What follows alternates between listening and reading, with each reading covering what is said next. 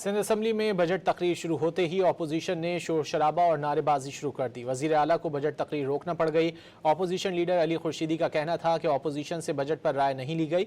एहतजाज जमहूरी हक है, शहरी नुमाइंदगी से कोई बात नहीं की गई। ये जमहूरी डिक्टेटरशिप है। अपोजिशन लीडर की तकरीर के बाद हिज़्ब इख्तिलाफ के अरकान वॉकआउट कर गए। ऐसे बजट का क्या फायदा कि जिसमें पूरी एक भाई अगर शहरी सिंध की नुमाइंदगी अक्सरियत नुमाइंदगी यहां बैठी हुई है, ऑन बोर्ड ही नहीं है, प्री बजट का सेशन नहीं हुआ है। आप लोग क्या चाहते हैं? डिक्टेटरशिप चलाना चाहते हैं। ये जमहूरी डिक्टेटरशिप है स्पीकर साहब, डिक्टेटरशिप है, जमहूरी है। अगर इसी तरह का रवैया रखना है तो रखें जनाब, आपकी हुकूमत है, आप चलाएं, इसी तरह चलाते रहें। ये तो कोई बात नहीं हुई ना।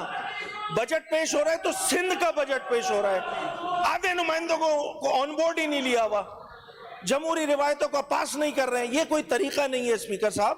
हम एहतजाजन इस बजट स्पीच का हम जो है वो बॉयकॉट करते हैं।